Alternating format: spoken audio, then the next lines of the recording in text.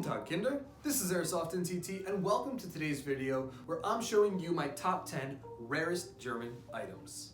When I say rare, I don't always mean things that are one of a kind. While things are very common in reference photos, sometimes they're nearly impossible to get for the civilian market or the collector's market. And with that out of the way, let's get into it. Starting with number 10, we have my Bundeswehr issued SK4 plates. These plates, well used in many units in the Bundeswehr, are extremely hard to come by on the civilian market, let alone in the United States in general. As far as we know, there are only approximately 5 sets of these here in the United States. There could absolutely be more, but in KVB we only have a few of them.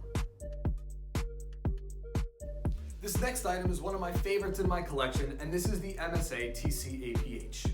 While I have made a video on how to reproduce these, I haven't yet made a video on my actual MSA TCAP. This one is set up for the KSK approximately 2010 to 2013 with an APH claw, Lucy mount, Surefire helmet light, and MS-2000 strobe. As you may know, multiple countries use these, so the rarity is not too much. You can actually find these in a lot of different units all across the world. However, to get a real APH, that's the tricky part. In KVB, there are approximately less than 15 of these that we have in the United States in our collector's hands. However, outside of the United States, I'm not quite sure. Due to how hard it is to actually get one of these, I wanted to include it as number 9 on our list. For number 7 on our list, no, this is number 8. For number 8 on our list, we have the Cry AC shirt in Flecktarn. This is one of my favorite pieces of kit just because of how comfortable it is, but this piece is particularly rare for a couple of reasons. Number 1, the KSK did a special custom order of these from Cry Precision, so these were not available to the civilian market as far as I know. The second reason is that KVB actually has quite a few of these, which is why it hasn't made it too far on the list, but because a lot of these are in our collector's hands, not too many are floating around on the market. Number 7 for my rarest German items is my Lucy NVG system. Again, a lot of countries ended up using these, including the British, including the French, and the Germans. Pretty much most German units. However, to actually get your hands on one of these is a little bit harder than it seems. KVB only has a handful of these, I believe less than 8 of them, but they are awesome systems. They are 2 to 1, and again, I do want to do a separate video on this in the future, but this is a really cool piece that is not only very functional for MSW and for the kit, but it's just a unique piece to have that you really don't see all too often. Number 6 is something that I've been dying to show you guys. I'm really excited about this one because I only got it a couple of weeks ago. Shout out to Linus on Instagram, thanks for hooking me up, man. But this is the KSK slap charge pouch. This pouch right here, I would say probably deserves to be in the top 5, but just wait to see what we got there. The slap charge pouch is the only one we know of in the United States. In fact, it is one of less than 5 that I'm aware of in private collectors' hands around the world. This slap charge pouch holds a slap charge, which usually goes on the door frame, as well as breacher tape.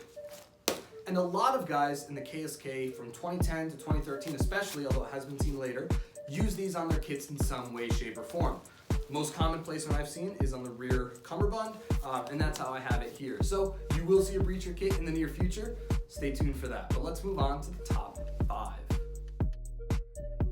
Number 5 is a piece that is only for the KSK. So this was in KSK hands at one point, or should I say on a KSK guy's head. This is the KSK Custom Contact 2. The KSK Custom Contact 2s do not differ any more from a regular Contact 2 aside from one thing. Rather than using the plugs in the back to connect the forward microphone, the KSK guys had their own microphone drilled through the front. Now, it's a very strange design, but the fact of that being only for the KSK and not seen really anywhere else makes this piece extremely rare. I believe we have less than 5 of these on KVB, and there are only a few more outside in the world. If you couldn't tell by that slap charge pouch, I'm really excited about breacher stuff. So moving on to number 4, I have my KSK breacher hood. This breacher hood was seen in a lot of reference photos that I'll include here. What the KSK guys would do would take these off of the Einsatzkombi full suit and Velcro on the inside to the back of their Einsatzkampfblues and use this to protect their heads and their bodies from any glass from falling down in the shirts. Now, because this was kind of a custom item, not necessarily issued with any serial number, these are very hard to find. In fact, we only know of 3 of these in private hands. This is one of 2 in KBB's hands, and we're actually working on producing some reproductions for KBB so we can get some full Breacher Team stuff going on soon. Before we get onto the top 3, let's get into some honorable mentions. My first honorable mention is my LLM-PI holster. This was seen in the KSK all the way from 2010 up to modern times. Next piece is the Lucy NVG pouch. This is a rare piece that would hold NVGs, the Lucy system particularly, and protect it and keep it on people's kits. Next for the honorable mentions are some of the electronic doodads. These are some Bundeswehr issued batteries, really nothing special. I just like them because they came in my Contact 2s. But this piece is my Peltor TK5 push-to-talk.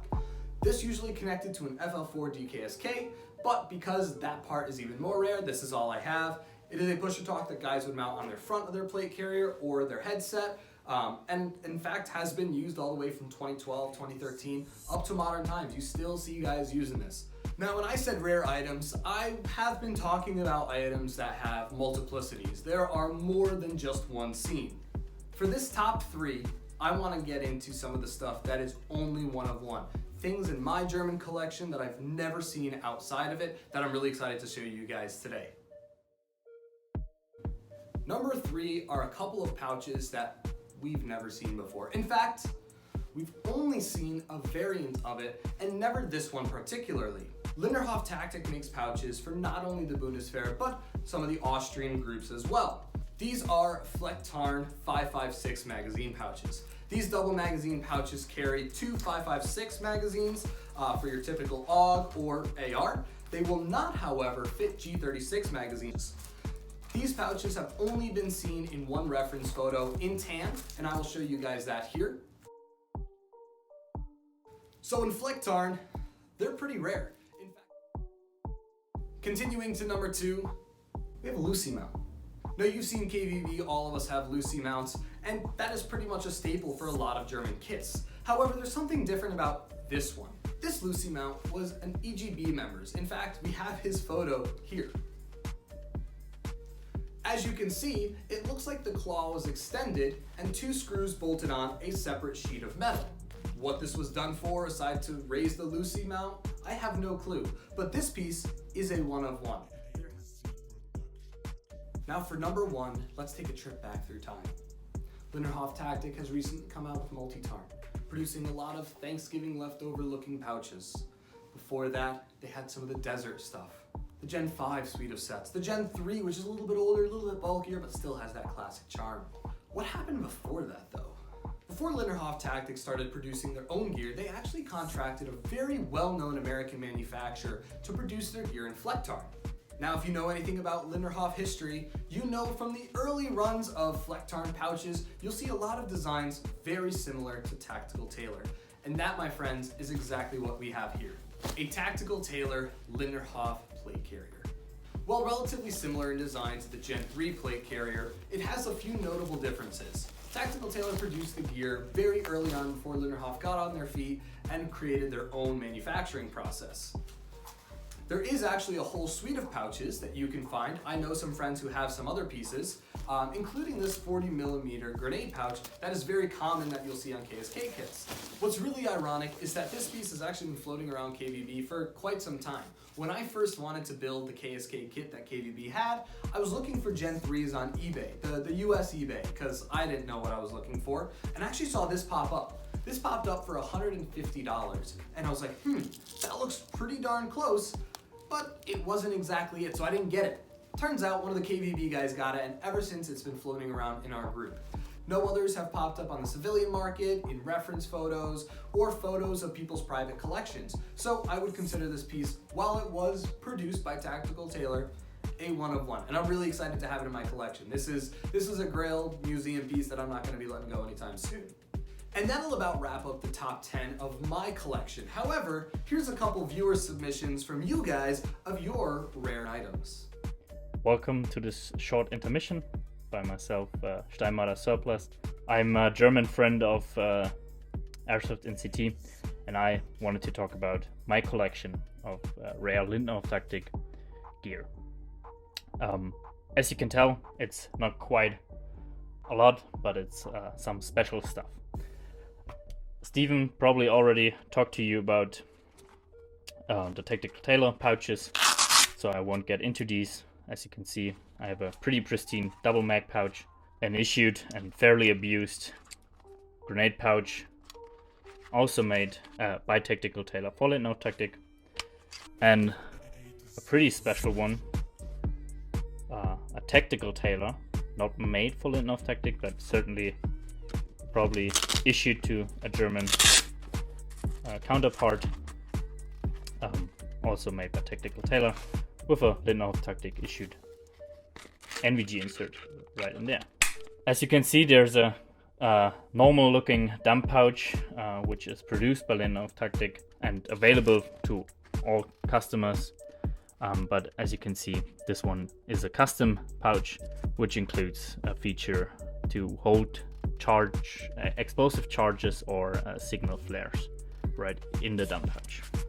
This came from a KSK soldier. I bet this one was custom ordered and made for the soldier. Here's something purpose built, something kinda rare. It's an NVG holder for the Zeiss 001 NSV 600, which is basically an NVG device that clips on to your rifle or in the front of your sight. There's battery holders in there and a place for your manual. This back panel, or these two back panels, are custom-made back panels by Lindnerhof Tactic for the Austrian Jagdkommando. As you can see, the first one is made in the Cry Precision design, big charge pouch or explosive ordnance pouch, and a holder for 6 flashbang grenades.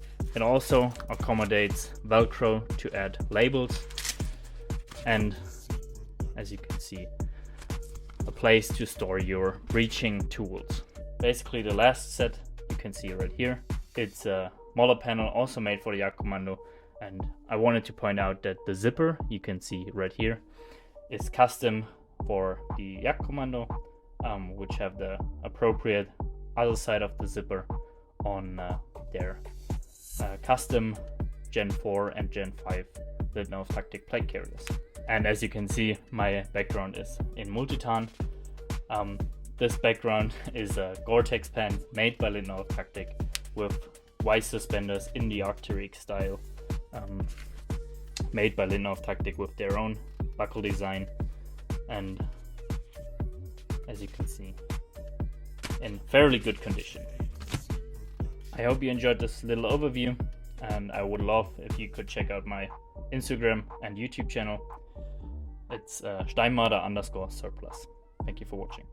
Norwegian issued NVG mount and J-arm. It's very similar to the standard one you see in the US, except for they have this weird mount that's called a spear, very similar to a dovetail. Other than that, it's just your standard NVG mount, except for some weird thing, Norway has a contract with these, and so there's no resale, no surplus available, and to my knowledge, I'm the only person outside Norwegian military to own one. Thank you guys for checking out the video. I absolutely love collecting this stuff, and I hope that maybe this has inspired you to really appreciate some of the things in your collection, or maybe search out for those really rare items that you're searching for. This is Airsoft NCT. Thank you guys for checking out the video, and I hope you guys stay tuned for the next one. We'll see you there.